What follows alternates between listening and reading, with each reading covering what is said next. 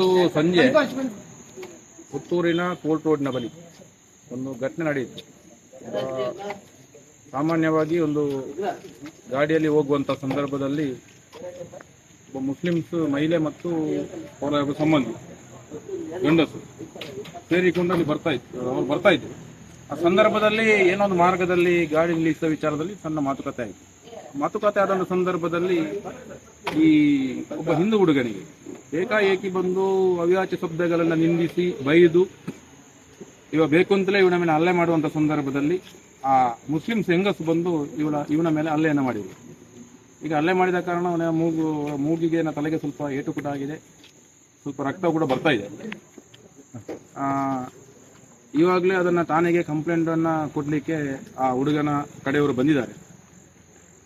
ನಾವು ಹೇಳೋದಿಷ್ಟೇ, ಯಾಕಂದರೆ ಕೇಳಿದರೆ ಪುತ್ತೂರಿನ ವ್ಯಾಪ್ತಿಯಲ್ಲಿ ಕಳೆದ ಕೆಲವು ದಿನಗಳಿಂದ ಬೇರೆ ಬೇರೆ ರೀತಿಯಲ್ಲಿ ಮುಸ್ಲಿಮ್ಸ್ ಪುಂಡು ಪೋಖರಿಗಳ ಒಂದು ಅಟ್ಟಹಾಸ ನಡೀತಾ ಇದೆ. ಬೇರೆ ಬೇರೆ ರೀತಿಯಲ್ಲಿ ಅದನ್ನು ಮಟ್ಟ ಹಾಕಬೇಕು. ಯಾಕೆಂತ ಕೇಳಿದರೆ ನಿನ್ನೆ 2 ದಿವಸ ಹಿಂದೆ ಒಂದು ನಮ್ಮ ಇಲ್ಲಿ ಜೂನಿಯರ್ ಕಾಲೇಜಿನಲ್ಲಿ ಘಟನೆ ನಡೆಯಿತು. ಆ ಘಟನೆಯನ್ನು ನೋಡುವ ಸತ್ಯಾಸತ್ಯತೆಯನ್ನು ತನಿಖೆ ಮಾಡ್ತಾ ಹೋಗುವಾಗ ಆ ಘಟನೆ ಸುಳ್ಳು ಆರೋಪ, ಹುಡುಗಿ ಮಾಡಿದಂಥ ಆರೋಪ ಸುಳ್ಳು ಅಂತೇಳಿ ಆಯಿತು. ಅದು ಆ ಸಂದರ್ಭದಲ್ಲಿ ಇಲ್ಲಿ ಕೂಡ ಕೆಲವೊಂದು ಮತಾಂಧ ಶಕ್ತಿಗಳು ಸ್ಟೇಷನ್ ಎದುರು ಭಾಗದಲ್ಲಿ ಸೇರಿದ್ರು, ಬೇರೆ ಬೇರೆ ಸ್ಟೇಟ್ಮೆಂಟ್ಗಳನ್ನು ಕೊಟ್ಟಿದ್ರು. ಅದು ಸುಳ್ಳು, ಹುಡುಗಿ ಮಾಡಿದಂಥ ಆರೋಪ ಸುಳ್ಳು ಎನ್ನುವಂತ ಆದ ಮೇಲೆ ಯಾರು ಕೂಡ ಅದರ ಬಗ್ಗೆ ಮಾತಾಡಲಿಕ್ಕೆ ಬರಲಿಲ್ಲ. ಆದರೆ ರಾತ್ರಿ ಪ್ರಾರಂಭ ಮಾಡಿದರು ಈ ಕೋಮು ಪ್ರಚೋದನೆಯನ್ನು ಕೆರಳಿಸುವಂತ ಪುಂಡು ಪೋಖರಿಗಳ ಕೆಲವೊಂದು ತಂಡ. ರಾತ್ರಿ ಆ ಜೂನಿಯರ್ ಕಾಲೇಜಿನ ಪಾಪ ಒಂದು ವಿದ್ಯಾರ್ಥಿಯ ಫೋಟೋವನ್ನು ಹಾಕಿ ಬೇರೆ ಬೇರೆ ರೀತಿಯಲ್ಲಿ ಟಾರ್ಗೆಟ್ ನಂಬರ್ 1 ಮತ್ತೆ ಮಿತ್ತೂರಿನಲ್ಲಿ ಒಂದು ಸ್ಟೇಟ್ಮೆಂಟ್ ಅನ್ನು ಕೊಟ್ಟರೆ ಅಂತಂದು ಕೇಳಿದ್ರೆ ಮಿತ್ತೂರು RSS ಉಗ್ರಗಾಮಿಗಳ ತಾಣವಾಗ್ತಿದೆ ಈ ಹುಡುಗನ ಫೋಟೋ ಹಾಕಿ ಒಟ್ಟು ಆ ಹುಡುಗನ ಮಾನಸಿಕತೆಯನ್ನು ಮತ್ತು ಮನೆಯವರ ಮಾನಸಿಕತೆಯನ್ನು ಕುಗ್ಗಿಸುವಂತ ಪ್ರಯತ್ನವನ್ನು ಮಾಡ್ತಾ ಇದ್ದಾರೆ. ನಾನು ಈ ಸಂದರ್ಭದಲ್ಲಿ ಹೇಳಲಿಕ್ಕೆ ಬಯಸ್ತೇನೆ, ಉಗ್ರಗಾಮಿಗಳ ಸಂಘಟನೆಯನ್ನು ಮಾಡುವಂಥ ಸಂಘಟನೆ RSS ಅಲ್ಲ. ಸಾವಿರ ವರ್ಷಗಳಲ್ಲಿ ಈ ದೇಶದಲ್ಲಿದ್ದಂಥ ಹಿಂದೂಗಳ ರಕ್ಷಣೆಗೆ, ಒಟ್ಟು ಈ ದೇಶದ ಸಂಸ್ಕೃತಿ ನೆಲ ಜಲದ ರಕ್ಷಣೆಗೋಸ್ಕರ ಒಂದು ಹುಟ್ಟಿದಂತಹ ಇನ್ನು 2025ಕ್ಕೆ 100 ವರ್ಷ ಆಗುವಂತಹ ಒಂದು ಮಹಾನ್ ಸಂಘಟನೆ ರಾಷ್ಟ್ರೀಯ ಸ್ವಯಂ ಸೇವಕ ಸಂಘ. ಮೊನ್ನೆ ನೋಡಿರಬಹುದು, ಕೇರಳದ ಇಲ್ಲಿ ವಯನಾಡಿನಲ್ಲಿ ಜಲಪ್ರಳಯ ಆದಂಥ ಸಂದರ್ಭದಲ್ಲಿ ಯಾವುದೇ ಮುಸ್ಲಿಂ ಸಂಘಟನೆಗಳು, STPIಗಳು, ಯಾವುದೇ ಈ ಪುಂಡು ಪೋಖರಿಗಳು ಅಥವಾ ಈ ಷಂಡರು ಯಾರೂ ಹೋಗಲಿಲ್ಲ.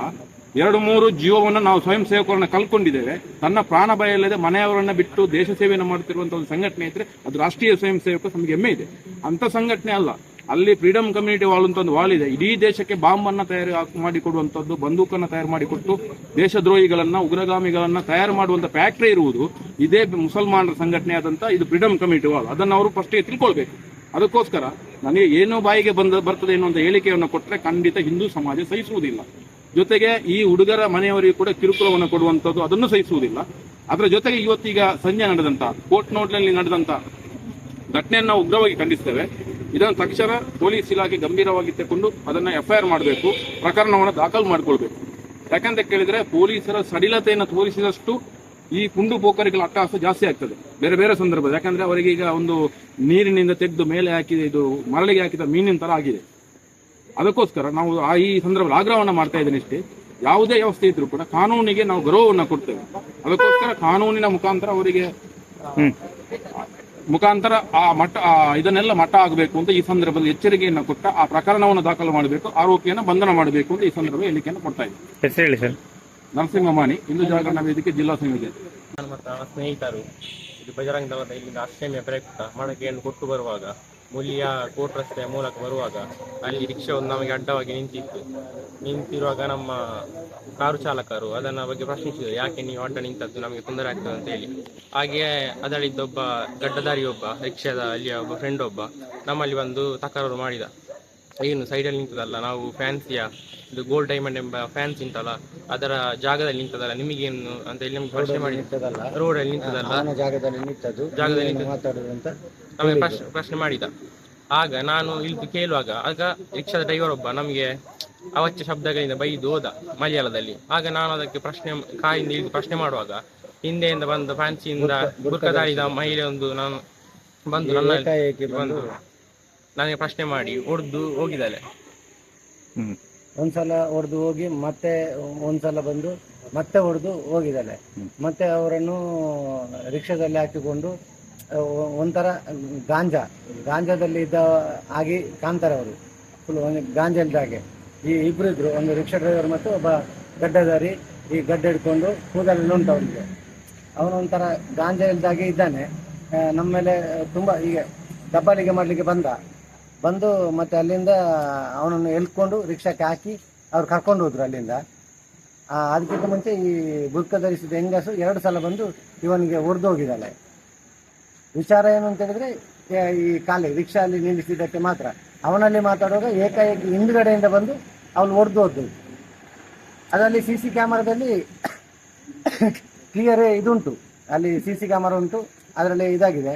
ನಾವೇನು ಅವರ ಒಟ್ಟಿಗೆ ಮಾತಾಡಲಿಲ್ಲ, ಇಷ್ಟೇ ಕೇಳಿದ್ದು, ರಿಕ್ಷಾದಲ್ಲಿ ಯಾಕೆ ಇಲ್ಲಿ ನಿಲ್ಲಿಸಿ, ನಮಗೆ ರೋಡ್ ಕಾಣುವುದಿಲ್ಲ, ಅಪ್ಪಲ್ಲಿ ನಿಲ್ಲಿಸಿದ್ದು ಯಾಕೆ ಅಂತ ಕೇಳುವಾಗ ಅವನು ಹೇಳಿದ್ದು, ಇದು ಇವನ ಜಾಗ, ರೋಡ್ ಅಲ್ಲ, ನಾನು ರೋಡಲ್ಲಿ ಯಾಕೆ ನಿಲ್ಲಿಸಿದ್ದೆ ಅಂತ ಕೇಳಿದಕ್ಕೆ, ಇದು ರೋಡ್ ಅಲ್ಲ, ಇದು ಅವನ ಅಂಗಲ ಅಂತ ಹೇಳಿದ. ಯಾರ್ದು ಫ್ಯಾನ್ಸಿ ಅವನ ಅಂಗಲ ಅಂತ ಕೇಳಿದಕ್ಕೆ ಮತ್ತೆ ಮಾತಿಗೆ ಮಾತು ಅವರೇ ಬೈದದ್ದು, ನಾವೇನಿಲ್ಲ.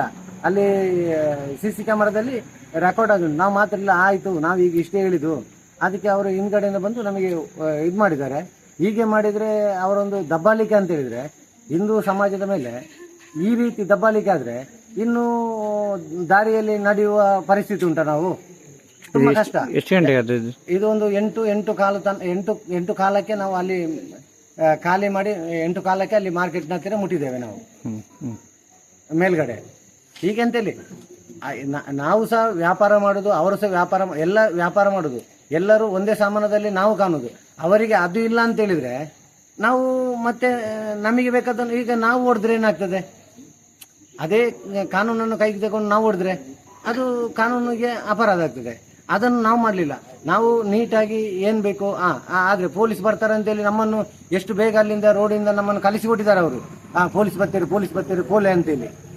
ನಾವು ಸೀದಾ ಇಲ್ಲಿಯಾಗಿ ಬಂದು ಇಲ್ಲಿ ಈಗ ಮಾಲಿಂಗೇಶ್ವರ ದೇವಸ್ಥಾನದಾಗಿ ಬಂದು ಇಲ್ಲಿ ಸ್ಟೇಷನ್ಗೆ ಬಂದು FIR ಮಾಡಿದ್ದೇವೆ. ಯಾಕೆಂದರೆ ನಮಗೊಂದು ರಕ್ಷಣೆ ಬೇಕು. ನಾವು ದುಡ್ದು ತಿನ್ನುವವರು, ನಮಗೆ ಅಂತ ಮೋಸ ವಂಚನೆ ಮತ್ತು ಗಾಂಜಾ ಅದರದ್ದು ವ್ಯವಹಾರ ಇಲ್ಲ ನಮಗೆ. ನಾವು ಸಹ ಹೊರಗೆ, ನಾವು ಸಹ ರಂಜದಲ್ಲಿ ನಮ್ಮ ಶಾಪ್ ಉಂಟು, ಅಲ್ಲಿ ಸಹ ನಾವು ವ್ಯವಹಾರ ಮಾಡ್ತೇವೆ. ಇಷ್ಟು ಸಮಯದಿಂದ ವ್ಯವಹಾರ ಮಾಡ್ತಿದ್ದೇವೆ. ಎಲ್ಲ ಅಲ್ಲಿ ಸಹ ಮುಸ್ಲಿಮರಿದ್ದಾರೆ.